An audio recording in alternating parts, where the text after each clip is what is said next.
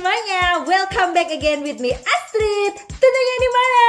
Yes, di YouTube Astrid Channel Pasitri Indonesia dan Belanda. Hari ini aku mau berbicara soal pengalaman mencari rumah di Belanda. Maaf ya, makeupnya agak sedikit menor karena barusan ada sesi foto-foto gitu untuk dekorasi rumah. Jadi ya sekalian aja aku mau bikin video untuk kalian semua, menginformasikan mengenai pengalaman Astrid sewaktu mencari rumah di Belanda. Jadi mencari rumah di Belanda itu ternyata nggak segampang kalau kita mencari rumah ada di Indonesia. Seperti apa? Kalau gitu langsung aja ya Astrid cerita ke kamu semuanya. Tapi jangan lupa untuk subscribe, like, komen, dan juga share kalau menurut kalian video ini informatif untuk dibagikan ke orang-orang sekitar gitu ya. Yang pertama adalah begini. Di Belanda ini ada yang namanya rumah dua tipe. Jadi ada rumah yang disediakan oleh pemerintah dan ada juga rumah yang disediakan maksudnya perorangan gitu ya. Jadi biasanya via maklar. Terus bedanya apa sih gitu? Jadi Astrid mau berbicara antara rumah pemerintah dan rumah yang disediakan oleh maklar. Itu bedanya, kalau rumah yang disediakan pemerintah biasanya diwajibkan gitu kita untuk inscription. Jadi kayak mendaftarkan diri dulu gitu lewat website. Terus kita dipungut biaya untuk pertama kali itu sekitar 20 euro atau sekitar 300 sampai 400 ribu rupiah sekali daftar. Terus per tahunnya sendiri kamu akan dipungut sebesar 150 sampai 170 ribu rupiah per tahunnya. Itu adalah rumah pemerintah. Terus kalau rumah yang disediakan oleh maklar gitu gimana? Itu nanti biasanya kita inscription di saat kita mau mencari rumah. Oke, gini. Dan untuk yang namanya rumah via maklar itu biasanya kita untuk masuk inscription ke website gitu ya.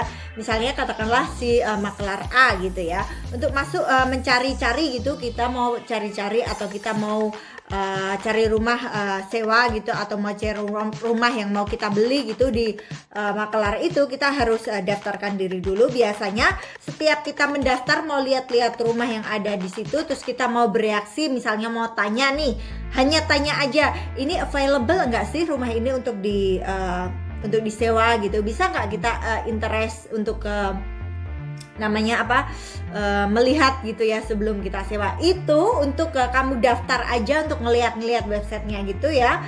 Itu aja beberapa website itu ada yang namanya kita mau daftar harus dipungut dulu. Dulu Astrid itu pernah sampai yang namanya 3 atau 4 kali website gitu untuk cari rumah mana yang tercepat gitulah. Ternyata karena cari rumah di Belanda itu gak secepat kayak di Indonesia gitu ya. Kenapa bisa kayak gitu? Itu ya karena ternyata memang populasi sama rumah itu nggak terlalu balance, nggak seimbang. Jadi banyak populasinya dibandingkan rumahnya gitu loh. Makanya itu yang bikin cari rumah di sini nggak begitu gampang gitu, gampang susah gitulah. Ada faktor keberuntungan juga sih sebenarnya. Dan kembali lagi untuk kita bisa masuk inscription gitu ke website yang via maklar itu tadi, dulu Astrid beda-beda sih tiap websitenya gitu ya. Ada yang dipungut 30 euro, ada yang 35 euro, ada yang 40 euro. Itu berkisaran sekitar 600 ribu sampai 750 ribu untuk sekali daftar aja untuk melihat websitenya, untuk kamu bisa reaksi tanya-tanya gitu ya sama apa sih perusahaan yang maklar itu gitu kan. Terus di samping itu, kamu udah inscription, kamu udah daftar, itu bukan jaminan kalau kamu pasti udah deh kalau aku udah keluar uang 600 sampai 750 ribu gitulah katakan, pasti aku udah dapet rumah nih. Nggak seperti itu. Ternyata ada banyak banget tahap-tahapannya. Untuk kamu bisa ngelihat rumah aja, kamu harus ngirim dokumen kamu dulu. Misalnya nih, aku mau sewa rumah nih sama suamiku. Itu aku udah daftar, udah keluar uang katakanlah 750 ribu untuk daftar di websitenya gitu ya. Itu baru satu website ya, kalau 4 website bayangkan gitu. Dan itu bukan jaminan untuk kamu udah dapat gitu. Jadi aku harus mengirim dulu nih sama suamiku, aku interest sama ini. Terus dianya jawab kan available, bisa nih, masih ada gitu. Kamu ini aja ngirim beberapa dokumen yang diperlukan, misalnya slip gaji, terus kontrak kerja, terus bla bla bla gitu. Terus mengisi formulir yang yang disediakan sama si makelar itu. Kadang di formulir itu kan dituliskan kamu punya tabungan enggak, terus kamu punya utang enggak, kamu punya ini enggak gitu, kita harus ngisi juga gitu loh. Nah di situ setelah kita udah mengirimkan dokumen kita gitu sama si makelarnya itu, si makelar nanti akan ngecek nih dokumen kita gitu. Habis dicek kalau misalnya ternyata dokumen kita ini enggak maksudnya enggak diterima gitu, kurang diterima karena mungkin ada beberapa faktor dokumen yang kurang menguatkan gitu ya, terpaksa berarti kita nggak bisa ngelihat, nggak bisa datang langsung untuk ngelihat rumah itu gitu. Bayangkan untuk kita bisa ngelihat rumah aja harus dicek dokumennya gitu. Kalau misalnya dokumen kita enggak sesuai gitulah, ya maksudnya tidak sesuai dengan yang diinginkan kriterianya si maklar itu gitu ya kita nggak bisa ngelihat si rumah itu. Atau mungkin ada kandidat lain yang dokumennya lebih kuat daripada dokumen saya gitu ya berarti aku nggak bisa ngelihat rumah itu. Bayangkan untuk ngelihat rumah aja ternyata ya nggak segampang itu. Sedangkan kalau di Indonesia ya dulu aku tuh mau sewa kamar atau mau sewa apa gitu nggak sesusah ini. Kita punya tabungan, kita punya uang aja, kita bisa bayar 1 tahun blek gitu udah dapat rumah gitu kan. Kalau di sini nggak jaminan. Misalnya kamu punya tabungan yang cukup untuk bayar gitu, kalau misalnya dokumen kamu nggak menjanjikan ya kamu nggak akan bisa semudah itu untuk mendapatkan rumah gitu ya. Walaupun itu karena di sini ya teman-teman semuanya, buat pengetahuan kalian aja, ternyata rumah sewa sama rumah beli itu sebenarnya sama aja gitu. Malah bisa dibilang lebih mahalan kamu itu sewa rumah dibandingkan beli rumah. Loh, kok bisa gitu kan, aneh ya.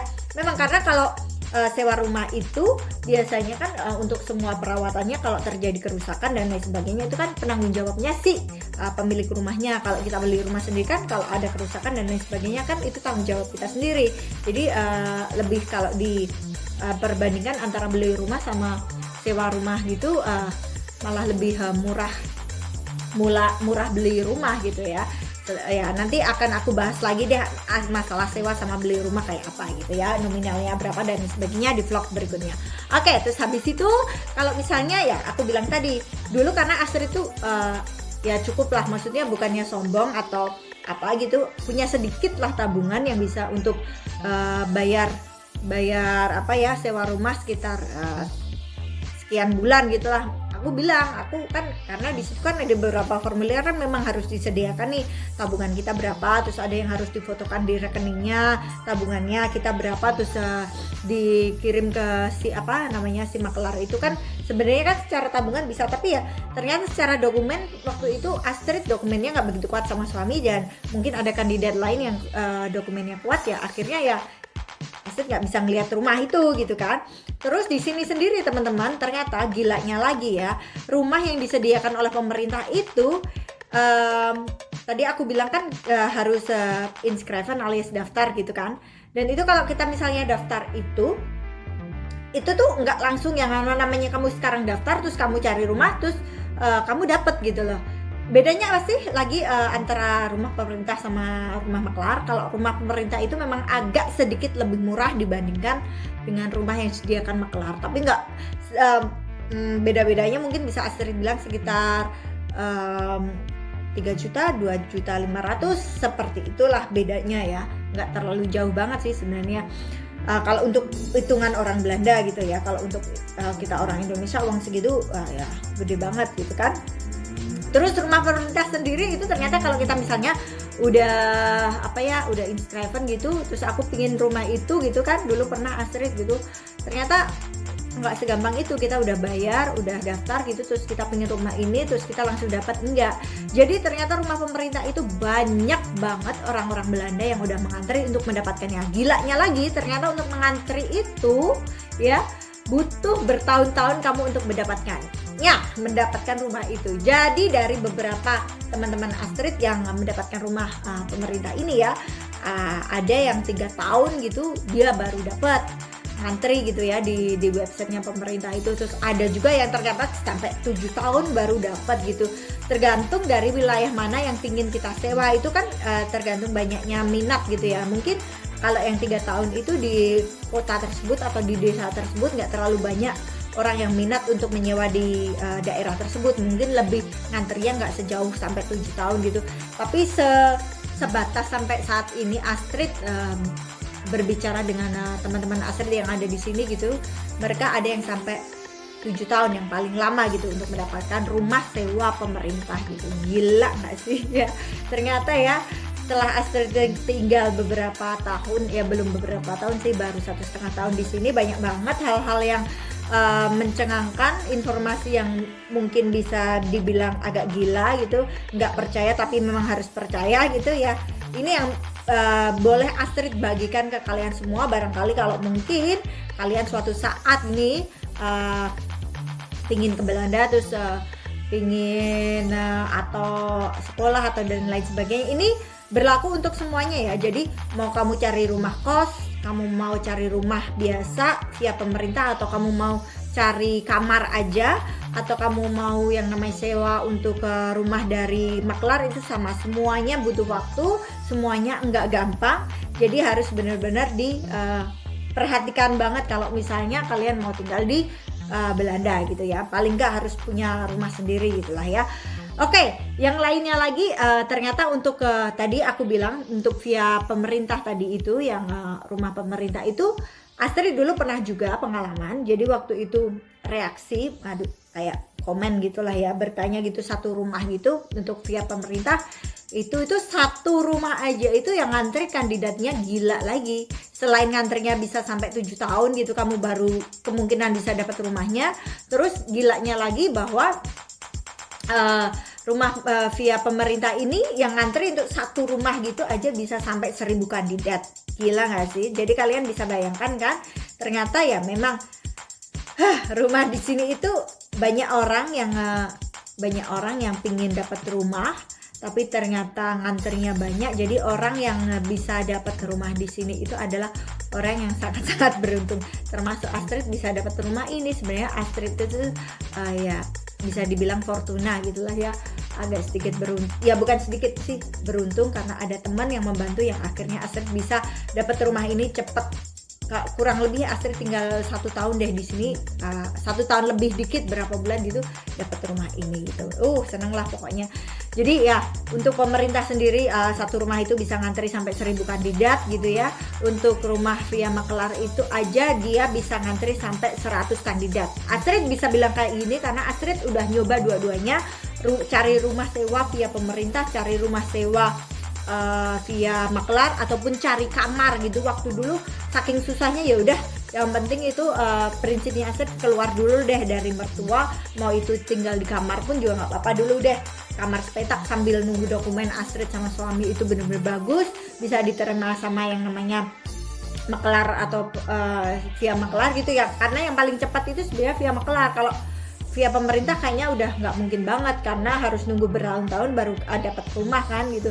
Kalau via maklar kan sebenarnya dokumen, yang penting dokumen aja bagus gitu, kita bisa, maksudnya dokumen tuh gini loh teman, pekerjaan kita bagus, pekerjaan kita mapan gitu ya, terus salaris kita bagus gitu, terus dicek kita nggak punya yang namanya utang-utang gitu, itu akan terus nama kita gitu yang nggak ada di blacklist gitu, itu akan lebih gampang kita dapat rumah sewa via maklar gitu, walaupun harganya sedikit lebih mahal dibandingkan si via pemerintah, tapi lebih cepat dapatnya. Karena dulu mikirnya Astrid gini, oke, kamar ternyata di daerah yang Astrid pinginin ternyata nggak ada yang deket dari kerjaan gitu kan, oke, terus via pemerintah ternyata nggak bisa lagi, ya udah berarti satu-satunya jalan adalah hanya via maklar alias perorangan gitu kan. Dan ternyata ya via maklar perorangan juga mentok dokumen Astrid, ternyata dokumen kita berdua ya, aku sama suamiku ternyata nggak kuat gitu untuk dapat ya. Tapi ya beruntung ternyata ada teman yang punya apartemen terus kosong, dan akhirnya terus dikasihkan ke Astrid sama suami Astrid tanpa harus mengecek dokumen-dokumen Astrid, karena memang beliau ini udah percaya banget sama aku sama suamiku kalau kita memang orangnya nggak aneh-aneh, kita pasti bayar tiap bulan gitu, gimana pun caranya kita kan berdua kerja, kita akan bayar gitu dengan gaji kerja kita gitu. Jadi beliau dari kesempatan itu, karena beliau ini udah percaya sama kita, makanya kita nggak mau mengecewakan gitu ya. Dan kita terima kasih banget karena ya memang ternyata cari rumah di sini tuh nggak semudah kayak di Indonesia ya. Kalau di Indonesia mah yang penting kamu punya uang gitu, kamu bisa bayar. Bahkan mungkin kalau misalnya di Indonesia kamu sedikit mepet uang gitu aja, mungkin kamu bisa mendapatkan rumah, karena memang ya lebih balance gitu antara populasi sama rumah di Indonesia ya. Astrid bisa bilang gitu karena Astrid juga punya pengalaman soal kayak gitu di Indonesia. Dan Astrid bisa bilang kayak gini karena Astrid juga punya pengalaman kayak mencari rumah yang ada di Belanda gitu kan. Terus yang terakhir lagi ya, ya itu tadi historical,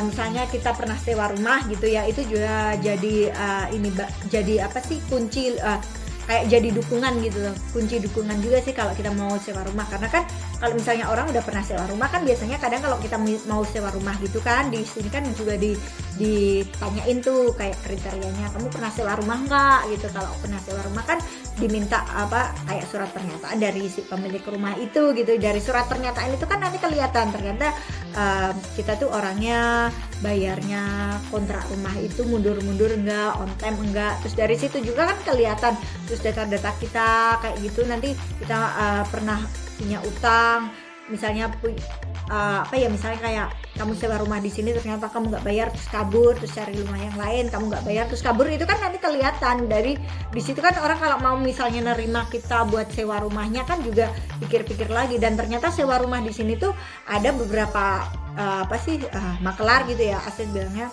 ada beberapa makelar yang ternyata untuk sewa rumah di sini itu harus bayar 3 kali harga sewa dulu, atau ada juga yang 2 kali harga sewa. Buat informasi teman-teman aja semuanya, ini bukannya sombong, ini bukannya bergaya gitu, ini bukannya menunjukkan bahwa Astrid punya uang banyak, enggak, tapi ini just informasi, sebut nominal ya, untuk hanya informasi aja biar teman-teman tahu bahwa ternyata sewa rumah di sini via makelar itu sekitar 15 juta per bulan ya. Itu ada juga yang lebih murah dari situ, mungkin sekitar 13 juta per bulan gitu ya. Dan itu belum termasuk, ada juga yang sudah termasuk, ada juga yang belum termasuk dengan biaya, misalnya kayak biaya listrik, biaya gas, biaya air, biaya sampah dan lain sebagainya. Jadi memang hidup di sini itu mahal banget teman-teman. Uang yang kita hasilkan dari gaji kita itu gede, tapi untuk biaya hidup sehari-hari pun juga gede. Dan biaya hidup yang paling gede itu adalah sebenarnya biaya rumah sendiri. Kalau mau beli rumah, kalau mau sewa rumah itu juga harganya sekitaran puluhan juta. Jadi seperti itu teman-teman semuanya yang bisa Astrid informasikan ke kalian semuanya. Kalau misalnya ada yang nanya, Kak, terus kalau misalnya kita sewa rumah pemerintah gitu berapa kisarannya, yang tadi Astrid bilang itu kan sekitaran ya flex ya, bisa dibilang selisihnya nggak gitu banyak, antara 2 sampai 2,5 juta. Mungkin kalau kita sewa via makelar itu katakanlah 15 juta, kalau mungkin pemerintah 12,5 juta, kayak gitu-gitu sih teman-teman semuanya. Itu ya ada yang sudah termasuk biaya gas, listrik dan air gitu, ada juga yang belum. Jadi memang gak gampang. Terus kalau misalnya ada pertanyaan lagi nih, loh Kak Astrid gimana sih, katanya beli rumah lebih murah daripada sewa rumah, kok Astrid pilih sewa rumah nih gitu kan. Misalnya sebenarnya gini teman-teman, kalau bisa, kalau ada kansnya sudah pas gitu, Astrid pasti akan pilih beli rumah gitu loh. Karena beli rumah itu kita udah bayar sama-sama mahal puluhan juta gitu kan. Kalau sewa rumah itu bukan punya kita, kalau kita misalnya beli rumah kan itu punya kita gitu kan. Bodoh banget kalau misalnya Astrid lebih ngeluarin uang puluhan juta tapi diberikan ke orang lain gitu. Kenapa Astrid milih sewa dulu? Karena memang ya satu, untuk beli rumah itu nggak segampang ini teman-teman. Jadi kita memang harus pertama dokumen itu nggak cuma suami doang yang keren gitu, yang bagus, tapi dokumen aku juga harus bagus. Minimal sih kita harus sama-sama dua-duanya itu kontrak permanen dulu lah ya. Kalau misalnya dua-duanya nggak kontrak permanen gitu, Astrid tahu itu minimal dua-duanya itu harus dapat surat dukungan dari perusahaan gitu. Kalau misalnya si perusahaan ini menjamin 100% gitu loh. Kalau Astrid sama Ruben ini bisa untuk beli rumah gitu. Itu secara dukungan. Sedangkan Astrid di sini sendiri itu baru kurang lebih 1,5 tahun, belum sampai 2 tahun, dan untuk mendapatkan kontrak permanen itu minimal di sini harus 2 tahun gitu baru bisa dapat kontrak permanen. Selain kontrak permanen juga Astrid juga dan suami gitu ya, juga minimal harus punya uang sekian juta gitu ya, sekian, bisa dibilang sekian ratus juta gitu untuk kayak DP-nya gitu loh. Jadi itu untuk bayar misalnya notaris, bayar ini itu, terus untuk biaya advisor financial advisornya, untuk penasehat keuangannya dan lain sebagainya. Pokoknya untuk ngurusin rumah sampai akhirnya kita dapat kuncinya, terus tinggal dapat pinjaman bank gitu, terus kita bayar per bulannya kayak gitu sih teman-teman. Ya doain aja semoga sih, memang kita cita-cita berdua sih pinginnya juga punya rumah sendiri, tapi semuanya kan butuh proses, butuh waktu, butuh kesabaran gitu ya, butuh semuanya. Apalagi sekarang krisis corona kayak gini, banyak pemecatan di mana-mana juga sih. Semoga dilancarkan aja lah gitu. Jadi kurang lebih kayak gitu teman-teman semuanya. Astrid cuma mau bilang ke kalian semuanya yang ada di Indonesia, terutama berbahagialah kalian yang sudah punya atap rumah, baik itu mau sewa ataupun udah beli gitu ya. Karena ternyata di belahan dunia lain tuh ternyata ada loh ya yang udah punya uang atau udah punya kerjaan atau udah punya bla bla bla gitu ya, yang lain sebagainya tadi yang Astrid bilang. Ternyata untuk dapat rumah itu nggak segampang yang kalian wujudkan saat kalian orang-orang Indonesia yang ada di sana yang udah mendapatkan tempat tinggal kayak gitu. Dan kurang lebih seperti itu aja sih cerita Astrid hari ini mengenai sistem atau cara untuk mencari rumah sewa atau membeli rumah gitu yang ada di Belanda. Ternyata is not so easy. Bersyukur aja yang sudah punya tempat tinggal dimanapun berada. Kalau gitu Astrid pamit aja gitu ya. Semoga informasi ini bisa menambah pengetahuan ke kalian semua mengenai hal-hal berbeda dari hal yang sama tapi berbeda diterapkan di negara yang lainnya gitu ya. Astrid pamit ya kalau gitu teman-teman semuanya, kita ketemu lagi ya di video-video berikutnya. Tapi sebelumnya jangan lupa untuk subscribe, like, komen, dan juga share video ini kalau menurut kalian video ini bagus dan informatif untuk disebarluaskan. Oke, Astrid pamit, sehat selalu di Indonesia maupun dimanapun berada, dan thanks for watching. Dadah.